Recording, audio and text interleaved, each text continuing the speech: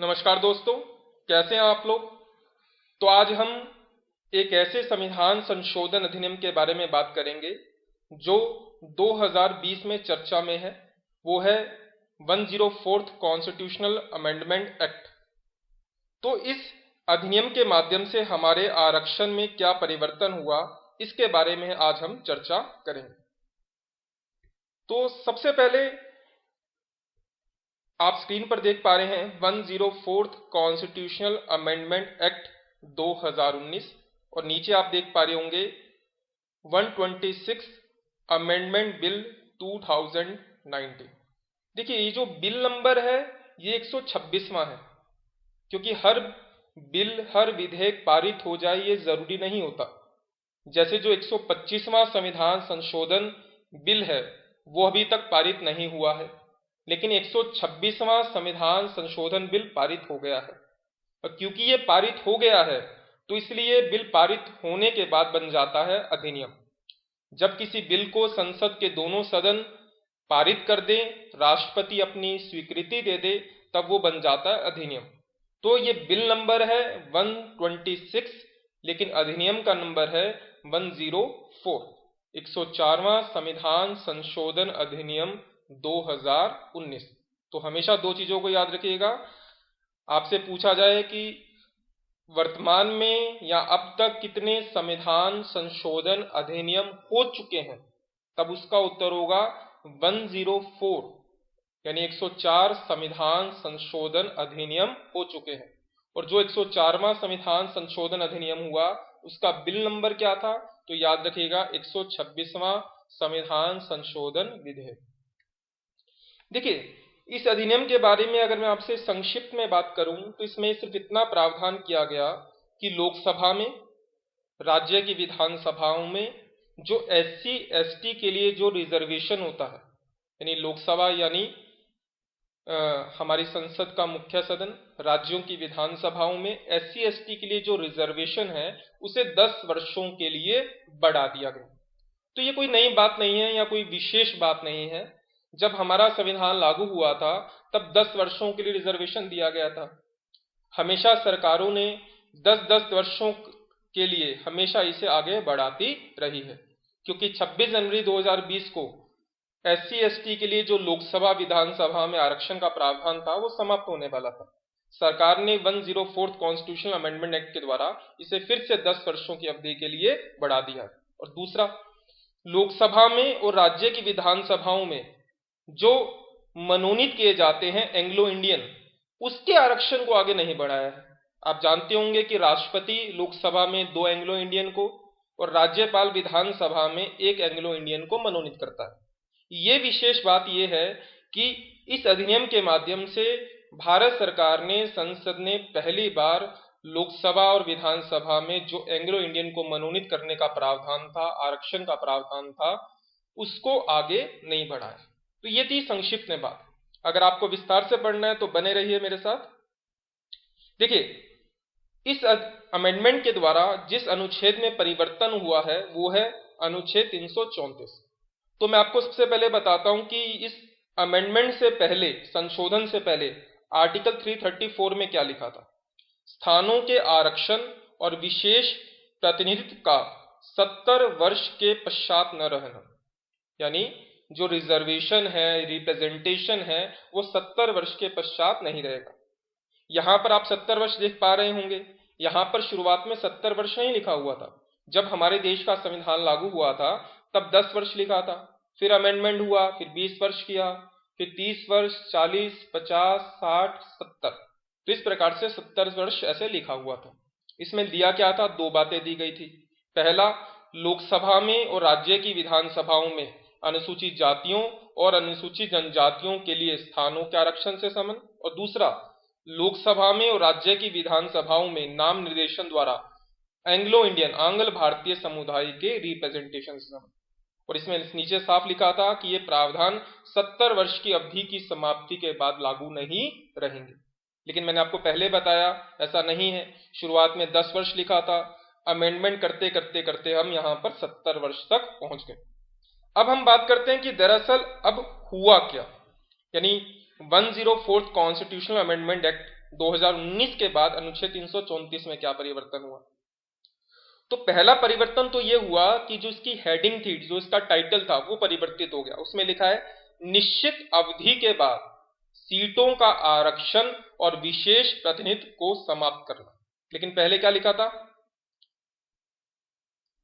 स्थानों के आरक्षण और विशेष प्रतिनिधित्व का 70 वर्ष के पश्चात न रहना। लेकिन अब क्या लिखा है? निश्चित अवधि के बाद। फिर वही दोनों पॉइंट सेम लिखे हैं, लोकसभा में और राज्य की विधानसभा में अनुसूचित जातियों और अनुसूचित जनजातियों के लिए स्थानों के आरक्षण से संबंधित, और दूसरा लोकसभा में और राज्य की विधानसभाओं में नाम निर्देशन द्वारा मनोनीत द्वारा आंग्ल भारतीय समुदाय के प्रतिनिधित्व से संबंधित। लेकिन नीचे देखिए सबसे विशेष बात क्या लिखी है, इस संविधान के उपबंध क, कौन से क? लोकसभा और राज्यसभा में एसटी के आरक्षण से संबंधित इस संविधान के प्रारंभ से 80 वर्ष की अवधि की समाप्ति पर प्रभावी नहीं रहेंगे। लेकिन पहले ऐसा नहीं था। पहले अगर आप देखें तो पहले कहीं भी इस बात का उल्लेख नहीं किया गया था। निचला वाला पॉइंट देखिए, इस संविधान के उपबंध इस संविधान के प्रारंभ से 70 वर्ष की अवधि की समाप्ति पर प्रभावी नहीं रहेंगे। उपबंध कौन सा था? क ख ऐसा कहीं लिखा नहीं हुआ था और 70 वर्ष लिखा हुआ था। और इस अमेंडमेंट के द्वारा क्या हुआ? साफ तौर पर संसद ने यह उल्लेखित किया कि संविधान के उपबंध क यानी लोकसभा और विधानसभा में एसटी के आरक्षण से संबंधित प्रावधान 80 वर्ष की अवधि की समाप्ति पर प्रभावी नहीं रहेंगे। लेकिन आंग्ल भारतीय एंग्लो इंडियन के रिप्रेजेंटेशन को इन्होंने समाप्त करने की घोषणा कर दी। देखिए, जब हमारे देश का संविधान लागू हुआ था 1950 में, तब यह आरक्षण केवल 10 वर्षों के लिए दिया गया था। 8वें संविधान संशोधन के द्वारा यह अवधि आर्टिकल 334 में 20 साल लिख दी, 23 अमेंडमेंट के द्वारा 30 साल, 45वें संविधान संशोधन के द्वारा 40 साल, 62वें संविधान संशोधन के द्वारा 50 साल, 79th अमेंडमेंट के द्वारा 60 साल और 95 अमेंडमेंट के द्वारा इसे 70 वर्ष की अवधि लिखा था, जो कि अभी 26 जनवरी 2020 को समाप्त होने वाली थी। लेकिन गवर्नमेंट ने, संसद ने 104th अमेंडमेंट के द्वारा इस 70 साल की अवधि को कर दिया 80 साल की अवधि। और अब ये प्रावधान 25 जनवरी 2030 तक रहे। लेकिन कौन सा प्रावधान? लोकसभा और विधानसभा में एससी एसटी के आरक्षण से संबंधित प्रावधान। लेकिन लोकसभा या विधानसभा में जो एंग्लो इंडियन के प्रावधान थे उसे अब आगे बढ़ाया नहीं गया। मैं निष्कर्ष आप लोगों को बताता हूं इस चीज का क्या हुआ। अब भारत के संविधान का 104वां संविधान संशोधन अधिनियम 2019 लोकसभा और राज्य विधानसभाओं में एससी एसटी के सदस्यों के लिए सीटों के आरक्षण की समाप्ति की सीमा अब 10 वर्षों की अवधि तक के लिए बढ़ाता है। यानी जो 70 वर्ष के बाद समाप्त होने वाली थी, अब उसे पुनः 10 वर्षों की अवधि के लिए बढ़ा दिया। तो ये कोई विशेष बात नहीं है, ये संविधान लागू होने से प्रत्येक 10 वर्ष के बाद ये अवधि बढ़ाती गई है, बढ़ती चली गई है। और जो कि 95वें संविधान संशोधन अधिनियम के द्वारा निर्धारित की गई थी 26 जनवरी 2020 तक। यानी अनुसूचित जाति और अनुसूचित जनजाति के लिए सीटों का आरक्षण 26 जनवरी 2020 को समाप्त होने के लिए निर्धारित किया गया था, क्योंकि 95वें संविधान संशोधन अधिनियम द्वारा यह अनिवार्य किया गया था। लेकिन दिए गए कारण के साथ इसे अन्य 10 वर्षों की अवधि के लिए बढ़ा दिया गया। तो हमारे जो कानून व न्याय मंत्री हैं, उनका नाम है शंकर प्रसाद, उन्होंने लोकसभा में इस वक्तव्य को कहा कि यद्यपि अनुसूचित जातियों और अनुसूचित जनजातियों ने पिछले 70 वर्षों में काफी प्रगति की है, लेकिन जिन कारणों से संविधान सभा ने सीटों के पूर्वोक्त आरक्षण के संबंध में प्रावधान किए गए थे, वे अभी तक समाप्त नहीं हुए। इसलिए संविधान के संस्थापक पिताओं द्वारा परिकल्पित के रूप में समावेशी चरित्र को बनाए रखने के उद्देश्य से अनुसूचित जातियों और अनुसूचित जनजातियों के लिए सीटों के आरक्षण को अगले 10 वर्षों तक यानी 25 जनवरी 2030 तक जारी रखने का प्रस्ताव किया जाता है। अब विशेष बात क्या याद रखनी है, इस अमेंडमेंट की सबसे विशेष बात यही है, हालांकि संशोधन एंग्लो इंडियन समुदाय के सदस्यों के लिए आरक्षित 2 लोकसभा में और 1 विधानसभा सीट के लिए आरक्षण की अवधि का विस्तार नहीं करता है, और इस प्रकार भारत के राष्ट्रपति द्वारा एंग्लो इंडियन समुदाय के 2 सदस्यों को मनोनीत और राज्यपाल द्वारा एंग्लो इंडियन समुदाय के 1 सदस्यों को मनोनीत करने की प्रथा को प्रभावी रूप से समाप्त कर दिया गया है। तो अब तक हम जो याद करते आए थे कि राष्ट्रपति लोकसभा के अंदर 2 एंग्लो इंडियन को मनोनीत करता है, राज्यपाल विधानसभा में 1 एंग्लो इंडियन को मनोनीत करता है। तो इस प्रक्रिया को अब समाप्त कर दिया गया है। ठीक, अब कुछ तारीख को याद रखिए, क्योंकि ये कुछ फैक्चुअल एग्जाम जो होते हैं पीएससी टाइप्स या एसएससी टाइप्स, उसके अंदर कई बार डेट्स बहुत पूछी जाती हैं। तो देखिए, जो 126वां संविधान संशोधन विधेयक है, क्योंकि अमेंडमेंट एक्ट जो है वो 104 है, जो बिल नंबर है वो 126 है। ये लोकसभा में 9 दिसंबर 2019 को पेश हुआ था। और इस बिल के माध्यम से किस आर्टिकल में परिवर्तन करने की बात कही गई? अनुच्छेद 334। लोकसभा में ये पेश हुआ 9 दिसंबर को, पारित कब हुआ? लोकसभा में ही अगले दिन 10 दिसंबर 2019 को 355 मतों के साथ पारित हुआ और विरुद्ध में कोई भी मतदान नहीं हुआ। राज्यसभा में कब पारित हुआ? 12 दिसंबर 2019। पेश कब हुआ? 9 दिसंबर को। लोकसभा से पास हुआ 10 दिसंबर 2019, राज्यसभा से पास हुआ 12 दिसंबर 2019 और राष्ट्रपति ने इस पर अपनी स्वीकृति दी 21 जनवरी 2020। और ये जो संशोधन है, अब जो अधिनियम बन गया है 104 कॉन्स्टिट्यूशनल अमेंडमेंट एक्ट, और ये प्रभावी कब हुआ? 25 जनवरी 2020 को प्रभावी हुआ और लागू कब तक रहेगा? 25 जनवरी 2030 तक।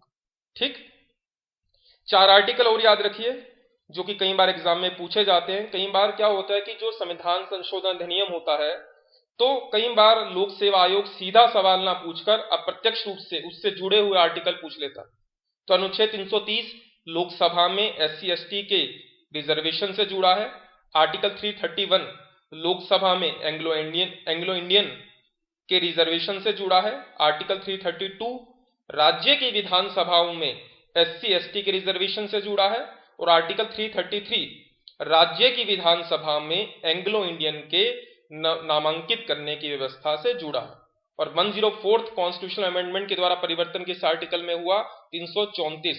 और 334 के अंदर लोकसभा और विधानसभा में SC ST के आरक्षण को पुनः 10 वर्षों के लिए बढ़ा दिया गया, लेकिन लोकसभा और विधानसभा में जो एंग्लो इंडियन को नामांकित किया जाता था राष्ट्रपति राज्यपाल के द्वारा, अब उसे आगे बढ़ाया नहीं गया। ठीक, तो आशा करता हूं कि आप लोगों को ये 104 कॉन्स्टिट्यूशनल अमेंडमेंट एक्ट या फिर आप कह लीजिए कि 126 कॉन्स्टिट्यूशनल अमेंडमेंट बिल समझ में आया होगा। ठीक, थैंक यू, स्टे ट्यून।